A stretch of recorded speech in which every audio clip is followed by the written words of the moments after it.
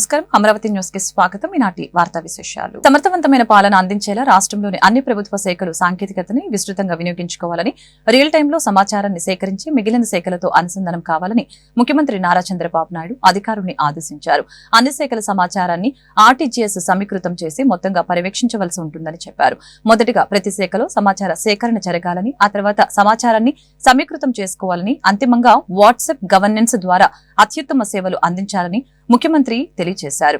అలాగనే కుల ధృవీకరణ దగ్గర నుంచి ఆదాయ ధృవీకరణ పత్రం, ఇతర ధృవపత్రాలను పొందేందుకు వాట్సాప్ ను వేదిక చేసుకునేలా వ్యవస్థను రూపొందించాలని ముఖ్యమంత్రి ఈ సందర్భంగా తెలిపారు. ప్రజల నుంచి వినతులు స్వీకరించేందుకు ఏఐ, డీప్ టెక్ వంటి టెక్నాలజీ సేవలు వినియోగించుకుని వేగంగా పరిష్కరించాలని సూచించారు. ఈ నెల 17వ తేదీన Mangalagiri all India institute of medical sciences AIIMS ప్రథమ స్నాతకోత్సవంలో పాల్గొనేందుకు భారత రాష్ట్రపతి ద్రౌపది ముర్ము రానున్న నేపథ్యంలో అందుకు సంబంధించి విస్తృతమైన ఏర్పాట్లు చేయాలని ప్రభుత్వ ప్రధాన కార్యదర్శి నీరబ్ కుమార్ ప్రసాద్ సంబంధిత శాఖల అధికారులను ఆదేశించారు. భారత రాష్ట్రపతి పర్యటనలో రాష్ట్ర గవర్నర్, రాష్ట్ర ముఖ్యమంత్రి, కేంద్ర రాష్ట్ర మంత్రులు తదితర ప్రముఖులు పాల్గొననున్న నేపథ్యంలో కట్టుదిట్టమైన ఏర్పాట్లు చేయాలని సంబంధిత శాఖల అధికారుల్ని సీఎస్ ఆదేశించడం జరిగింది. రాష్ట్రపతి పర్యటనకు సంబంధించి ఏర్పాట్లపై మంగళవారం రాష్ట్ర సచివాలయంలో సీఎస్ ఆయా శాఖల అధికారులతో సమీక్షించడం జరిగింది.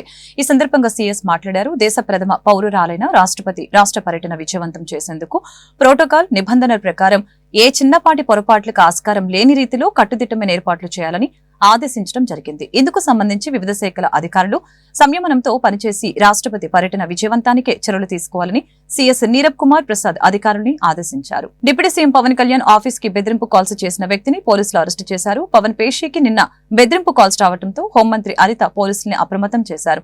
నిందితుడు నూకా మల్లికార్జునరావుని పోలీసులు అదుపులోకి తీసుకున్నారు.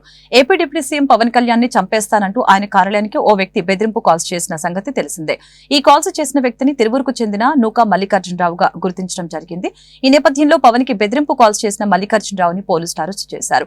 ఆ వ్యక్తి బందర్ రోడ్లోని ఇందిరాగాంధీ స్టేడియం సమీపం నుంచి పవన్ పేషీకి కాల్ చేసినట్లు గుర్తించారు. అభ్యంతరకర భాషతో కూడిన సందేశం కూడా ఇచ్చాడు. సిపిఎస్ ను రద్దు చేసి పాత పెన్షన్ విధానాన్ని కొనసాగించాలని ఏపీ మున్సిపల్ వర్కర్స్ యూనియన్ ఉపాధ్యక్షులు కోట మాల్యాద్రి డిమాండ్ చేశారు. ఫుల్ డిమాండ్ల పరిష్కారానికి మంగళవారం ఉదయం నగరంలోని మున్సిపల్ కార్యాలయం ఎదుట ధర్నా చేపట్టడం జరిగింది. సందర్భంగా మీడియాతో యూనియన్ నేత కోట మాల్యాద్రి మాట్లాడారు. కాంట్రాక్ట్ అవుట్ సోర్సింగ్ కార్మికుల్ని పర్మనెంట్ చేయాలని డిమాండ్ చేశారు. కార్యక్రమంలో మున్సిపల్ కార్మికులు పెద్ద సంఖ్యలో పాల్గొన్నారు. AP municipal workers union AITC ఆధ్వర్యంలో నిన్న ధర్నా కార్యక్రమాలు నిర్వహించాం. మరి ఈ నగరంలో ప్రత్యేక పరిస్థితి వల్ల ఈరోజు నిర్వహిస్తూ ఉన్నాం. ఏదైతే కార్మిక సమస్యలు ఉన్నాయో ఈరోజు 10వ తారీఖు వచ్చాం. మరి జీతాలకు సంబంధించి ఇంకా కూడా వర్కర్లకు జీతాలు రాలేదు. అట్లాగే మరి 1000 రూపాయలు సంబంధించి మరి ఇంతవరకు కూడా చెల్లించామని చెప్తా ఉన్నారు, చెల్లించట్లేదు. అట్లాగే సరెండర్ లీవ్ సంబంధించి పర్మనెంట్ కార్మికులకి సరెండర్ లీవ్ సంబంధించి వాళ్ళకి ఇంకా కూడా వాళ్ళ జీతాలను వాళ్ళు అమ్ముకుంటుంటే వాటికి కూడా డబ్బులు లేని పరిస్థితి కొనసాగుతూ ఉంది. వీటన్నిటికి తోడు మరి బదిలీ కార్మికులుగా 10-15 సంవత్సరాల నుంచి అట్లే పనిచేస్తూ ఉన్నారు. వాళ్ళని అందరూ కూడా ఆప్కాసులకు తీసుకొని రెగ్యులర్ కార్మికులుగా కొనసాగించాలని కోరుతా ఉన్నాం. అట్లాగే కరోనా కాలంలో ఈ పారిశుద్ధ్యాన్ని మెరుగుపరచడం కోసం మరి ఈ నగరంలో 350 మంది దాకా పనిచేశారు. అట్లాగే రాష్ట్ర వ్యాప్తంగా పనిచేసిన అందరినీ కూడా వాళ్ళందరినీ పనిలోకి తీసుకోవాలని నగరం విస్తారంగా పెరిగిపోతూ ఉంది, పని పెరుగుతూ ఉంది. కానీ కార్మికుల సంఖ్య మాత్రం పెరగని పరిస్థితుల్లో మరి కార్మికుల సంఖ్య పెంచమని ఏఐటీసీగా డిమాండ్ చేస్తూ ఉన్నాం. ఈ అన్ని సమస్యలు పరిష్కారం అయ్యే వరకు కూడా మరి ఏఐటీసీగా మరి కార్మిక పక్షాన్ని ఉంటామని, వాళ్ళకి రావాల్సిన సౌకర్యాలు బట్టలు, సబ్బులు, కుట్టుకులు ఇవన్నీ కూడా పెండింగ్ ఉన్నాయి. అట్లాగే ఇంక్రిమెంట్లు ఉన్నాయి. ఇవన్నీ కూడా చేయించమని అధికారుల దృష్టికి ఇప్పటికే తీసుకెళ్ళాం. అవి రాని పరిస్థితుల్లో రోడ్డు ఎక్కాల్సి వస్తూ ఉంది. ఇప్పటికైనా నగరపాలక అధికారులు చర్యలు తీసుకొని కార్మికులు రావాల్సిన సౌకర్యాలను కూడా కల్పించాలని, లేని పక్షంలో పెద్ద ఎత్తున ఆందోళన కొనసాగిస్తామని కూడా. దోపిడీలకి పాల్పడుతున్న ఆటో డ్రైవర్ల పట్ల ప్రజలు అప్రమత్తంగా ఉండాలని జిల్లా ఎస్పీ సతీష్ కుమార్ విజ్ఞప్తి చేశారు.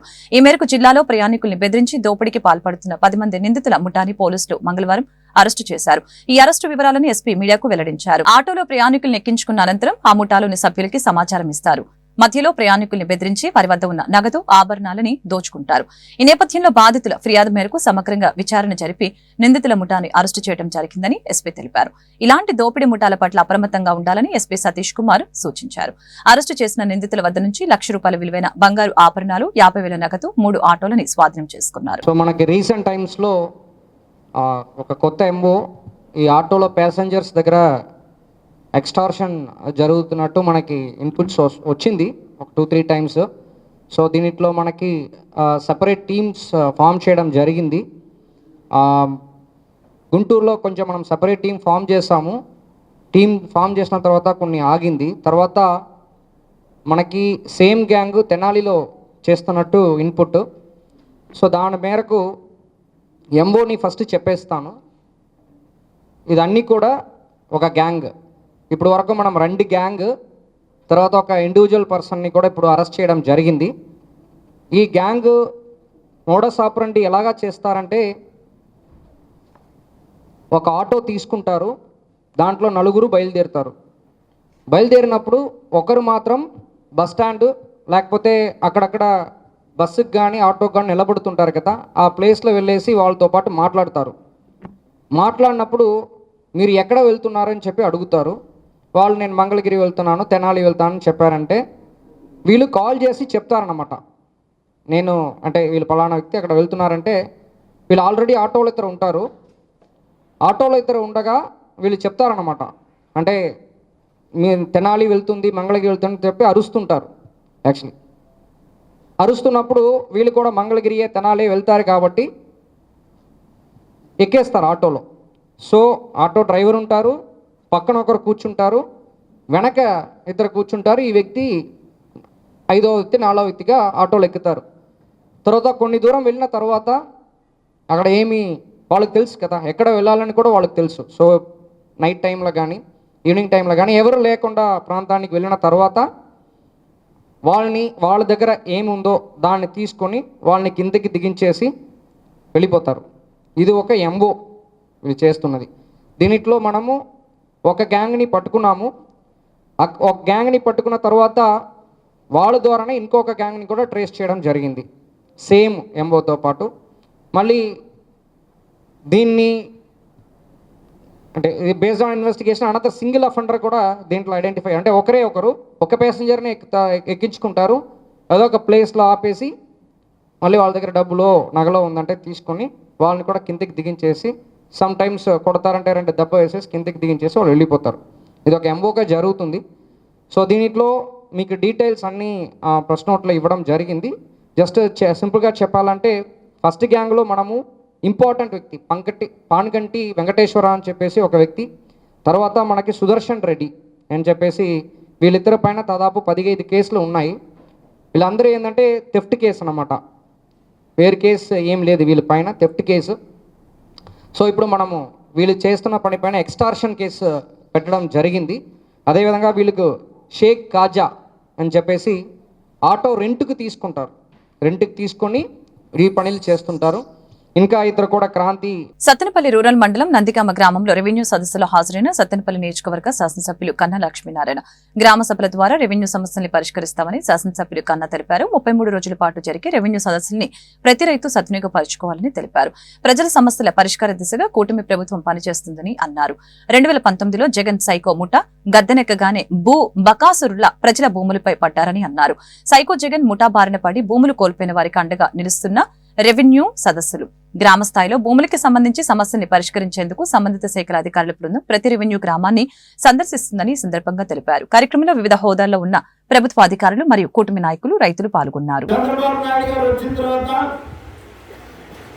నిజమైనటువంటి గ్రామ స్వరాజ్యం తీసుకురావాలనేటువంటి ఉద్దేశంతో మనం గ్రామ సదస్సులు నడుపుకున్నాం. ఒకసారి గ్రామ సదస్సులో అభివృద్ధి కార్యక్రమాల గురించి చర్చించుకొని ప్రతి గ్రామానికి కూడా అభివృద్ధి కార్యక్రమాలు మనం పెట్టుకున్నాం. ఆ రోజున గ్రామ సభలో చర్చించుకొని, అలాగే ఇవాళ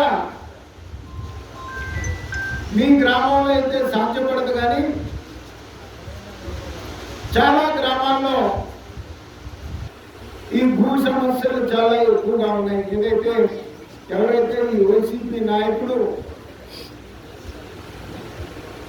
అందరి భూముల్ని దొంగిలించాలనుకున్నారో, ఆ దొంగిలించడానికి అవకాశం ఉన్నటువంటి గ్రామాలన్నింటిలో కూడా వాళ్ళు ఈ 19 నుంచి 24 వరకు కూడా ఒకళ్ళ భూమిని వాళ్ళ పేరు మీద రాయించుకున్నటువంటి అనేక సందర్భాలు ఉన్నాయి.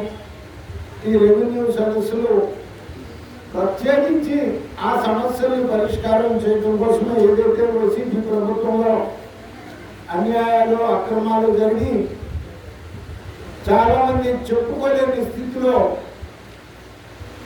మరి మిగిలిపోయారో వారందరికీ కూడా ప్రతి గ్రామానికి అధికారులను పంపించి మీ భూ సమస్యలన్నీ కూడా పరిష్కారం చేయడానికి ఈరోజున చంద్రబాబు నాయుడు గారు ఒక గొప్ప ఆలోచన చేసి ఈ రెవెన్యూ సదస్సులు ప్రతి గ్రామంలో నిర్వహించుకుంటున్నాం. ఈ సందర్భంగా ఆర్డీఓ గారు చెప్పినట్టు భూ వివాదాలు కాకుండా అనేక సమస్యలు వచ్చినాయి. పెన్షన్స్ కానీ, వైట్ కార్డ్స్ ఇష్యూ కానీ, సైబర్ అవేర్నెస్ వీక్ సందర్భంగా విద్యార్థులతో గుంటూరు పోలీసులు అవగాహన ర్యాలీ చేపట్టారు. గార్డెన్స్ లోని పాటిబండ్ల సీతారామయ్య హైస్కూల్ విద్యార్థులతో కలిసి పోలీసులు అధికారులు సైబర్ నేరాల పట్ల అవగాహన ర్యాలీ చేపట్టారు. ఈ సందర్భంగా ట్రైనీ ఐపీఎస్ దీక్ష, వెస్ట్ డీఎస్పీ జయరాం ప్రసాద్ మీడియాతో మాట్లాడారు. ప్రస్తుత సమాజంలో జరుగుతున్న సైబర్ నేరాలపై ప్రజలు అప్రమత్తంగా ఉండాలని కోరారు. మాయగాళ్లు కొత్త తరహాలో లింకులు పంపించి ప్రజలను మోసం చేస్తున్నారని వెల్లడించారు. తెలియని నెంబర్ నుంచి లింకు వస్తే వాటిని ప్రెస్ చేయకుండా ఉండాలని ఈ సందర్భంగా సూచించడం జరిగింది. కార్యక్రమంలో పట్టాభిపురం సీఏ వీరేంద్ర, అరండల్పేట సీఏ వీరాస్వామి, ఎస్ఐలు, సిబ్బంది, విద్యార్థులు పాల్గొన్నారు.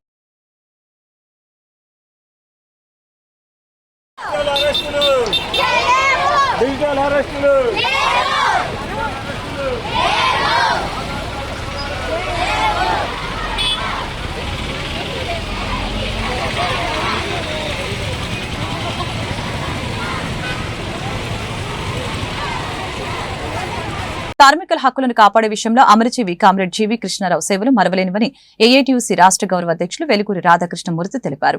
అమరజీవి కామ్రేడ్ జీవీ కృష్ణారావు 93వ జయంతి సందర్భంగా నగరంలోని ఏటుకూరు రోడ్లో గల రేగుల రాఘవయ్య భవన్ వద్ద అమరజీవి కామ్రేడ్ జీవీ కృష్ణారావు విగ్రహానికి పూలమాలలు వేసి నివాళులర్పించారు. ఈ సందర్భంగా మీడియాతో ఏఐటీయూసీ నేతలు మాట్లాడారు. అసంఘటిత కార్మికులని సంఘటితం చేసి వారి హక్కుల కోసం పోరాడిన నేత జీవీ కృష్ణారావు అని కొనియాడారు.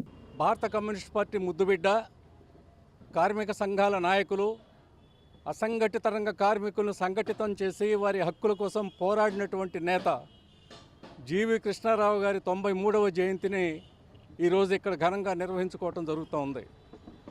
ఆయన స్కూల్లో టీచర్గా ఉద్యోగం చేస్తూ సౌకర్యవంతమైనటువంటి జీవితాన్ని గడుపుతూ దాని మొత్తాన్ని కూడా వదిలేసుకొని కమ్యూనిస్ట్ ఉద్యమం కోసం, కార్మికుల సేవ చేయటం కోసం, కార్మిక ఉద్యమాన్ని నిర్మించడం కోసం ఉద్యోగాన్ని సైతం వదిలివేసి ఉద్యమాల్లోకి దూకినటువంటి వ్యక్తి. ఆయన జీవితాంతం చివరి శ్వాస వరకు కమ్యూనిస్ట్ ఉద్యమం కోసం, కార్మిక సంఘాల కోసం, హమాలీ వర్కర్స్ కోసం, అట్లాగే సివిల్ సప్లైస్ వర్కర్స్ కోసం పోరాడి అనేక ప్రయోజనాలు సాధించినటువంటి వ్యక్తి. ఆయన మరణించి కూడా 8 సంవత్సరాలు అయింది. అంటే ఆయన 85వ ఏట మరణించడం జరిగింది.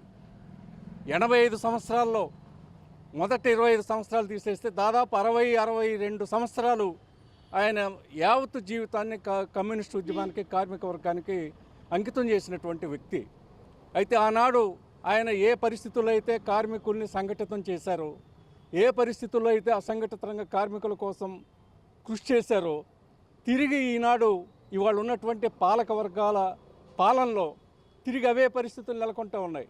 సంఘం పెట్టుకునే హక్కు కానీ, చట్టాలు కానీ ఇవేమీ అమలు జరగటం వల్ల పని భద్రత లేదు. కార్మికులకి చట్టాలు ఉంటే చట్టాలు అమలు జరపరు. కృష్ణారావు గారి గొప్పతనం ఏంటంటే కార్మిక చట్టాలే అమలు జరగనటువంటి నేపథ్యంలో ఏ చట్టము లేకుండా కూడా ఒక సాంప్రదాయాన్ని సృష్టించి ఆ సాంప్రదాయం ప్రకారం వేతనాలు పెరగటం, కూలీ రేట్లు పెరగటం, బోనస్ ఇవ్వటం, పండగ అడ్వాన్సులు ఇవ్వటం, ఇంకా అనేక సౌకర్యాలని ఒక సాంప్రదాయంగా సృష్టించి సాధించినటువంటి ఘనత అది కృష్ణారావు గారికి దక్కుతుంది. ఈరోజు ఆయనకు నిజమైనటువంటి నివాళులు అర్పించడం అంటే ఆయన వదిలివెళ్ళినటువంటి ఆశయాల్ని ముందుకు తీసుకుపోవటానికి మేమందరం కూడా ప్రతిజ్ఞ చేయటం తప్ప మరొక దగ్గర మార్గం లేదు. ఆయన ఏ మార్గాన్ని అయితే చూపెట్టారో ఆ మార్గాన్ని కార్మిక హక్కుల కోసం తన జీవితాన్ని దారబోసిన మహోన్నత వ్యక్తి అమరజీవి కామ్రేడ్ జీవీ కృష్ణారావు గారి 93వ జయంతి కార్యక్రమాన్ని ఈరోజు సివిల్ సప్లైస్ యూనియన్ నగర ముఠా కార్మిక శాఖ ఆధ్వర్యంలో నిర్వహించుకోవటం జరిగింది. అలాగే రాష్ట్రంలోని అసంఘటిత రంగ కార్మికులకి ఆ రంగాన్ని వ్యవస్థాపకుల్లో ప్రముఖులు జీవి కృష్ణారావు గారు కార్మిక హక్కుల కోసం నిరంతరం ప్రభుత్వాలపై పోరాటాలు చేసి ఆయన చూపిన మార్గంలో ఇప్పుడు నగర ముఠా కార్మిక సంఘం ఏఐటీయూసీ ఆధ్వర్యంలో పెద్ద ఎత్తున పోరాటాలు నిర్వహిస్తామని తెలియజేస్తారు. జీవి కృష్ణారావు గారి 93వ జయంతి సందర్భంగా ముఠా కార్మికులందరూ ఈరోజు ఇక్కడ ఈ పూలమాల వేసి అతనికి నివాళులు అర్పించడం జరిగింది. ఆయనకి ఎన్నో ముఠా కార్మికుల సంఘాలకి అనేక చట్టాలు తీసుకొచ్చి మంచిగా ఇప్పటి వరకు కూడా ఆయన అడుగుజాడల్లో నడుచుకుంటున్నాం. ఇదే విధంగా ముందు భవిష్యత్తులో ఇంకా మరిన్ని అవకాశాలు ఉన్న ఈ చట్టాలు ఏవైతే ఉన్నాయో దాన్ని నడుచుకొని జాగ్రత్తగా ఉంటామని చెప్పి తెలియజేస్తాం. అన్నదాత కండగా వైఎస్ఆర్సీపీ నినాదంతో ఈ నెల 13వ తేదీన రాష్ట్ర వ్యాప్తంగా నిరసన కార్యక్రమాలు నిర్వహిస్తామని మాజీ మంత్రి వైఎస్ఆర్సీపీ సీనియర్ నేత అంబటి రాంబాబు తెలిపారు.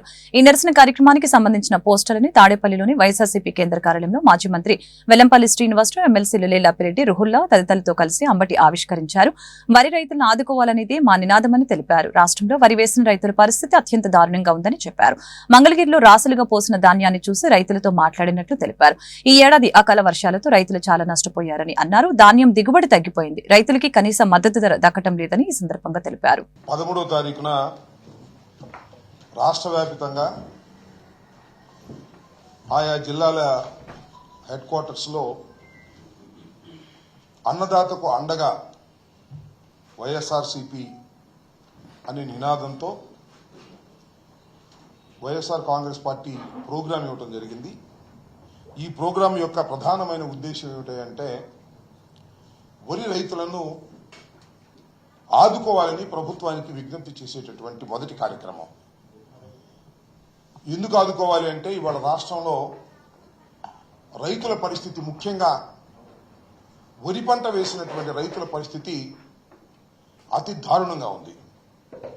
ఉదయమే నేను మంగళగిరి నియోజకవర్గంలోని కొన్ని ప్రాంతాలు వెళ్లి చిర్రావూరు, గుండెమెడ గ్రామాలు వెళ్లి అక్కడ రాసులుగా పోసినటువంటి ధాన్యాన్ని చూసి అక్కడ రైతులతో మాట్లాడి వారి ఆవేదన తెలుసుకొని ఈరోజు నేను మాట్లాడుతున్నాను. ఈ సంవత్సరం అకాల వర్షాలు అనేక సందర్భాల్లో వచ్చాయి, వాయుగుండాలు వచ్చాయి. అకాల వర్షాల వలన వరి రైతులు చాలా ఇబ్బంది పడటమే కాకుండా పంట దిగుబడి కూడా చాలా విపరీతంగా తగ్గిపోయింది. కొన్ని చోట్లయితే 20, 25, 30 లోపు మాత్రమే ధాన్యం ఉత్పత్తి జరిగింది. ఉత్పత్తి పంట సరిగా లేక రైతులు ఇబ్బంది పడుతున్న ఈ దశలో చివరికి గిట్టుబాటు ధర కూడా రానటువంటి ఒక దుర్మార్గమైనటువంటి పరిస్థితిని వాళ్ళ రాష్ట్ర ప్రభుత్వం కలగజేసిందని ఈ సందర్భంగా నేను చెప్పదలుచుకున్నాను. నేను వెళ్ళిన చోట చెప్పారు, 2 రోజుల క్రితమో 3 రోజుల క్రితమో మన జిల్లాకు చెందినటువంటి మంత్రి, పౌర సరఫరాల శాఖ మంత్రి గారు రైతుల దగ్గరికి వెళ్లారని, ఆ రైతులు రాసులు చూసి అడిగితే వారు తమ బాధలు చెబితే మీరు కంగారు పడాల్సిన అవసరం లేదు, మీరు ప్రభుత్వమే కొంటుంది, ప్రతి గింజ కూడా ప్రభుత్వమే కొంటుంది, గిట్టుబాటు ధర ఇచ్చి కొంటుంది, బ్రోకర్లకు మీరు అమ్మవద్దు అని చెప్పటమే కాకుండా జస్ట్ ఫోన్లో హలో అని పెట్టండి, మీ రైతు సమస్య పెట్టండి, నేను తక్షణమే తేల్చేస్తాను, మీకు సహాయంగా ఉంటానని హామీ ఇచ్చినటువంటి మంత్రి గారు నిన్న మొన్న 2 రోజుల నుంచి. ఈ వార్తలు ఇంతటితో సమాప్తం. మరొక బులెటిన్ మళ్ళీ కలుద్దాం. నమస్కారం.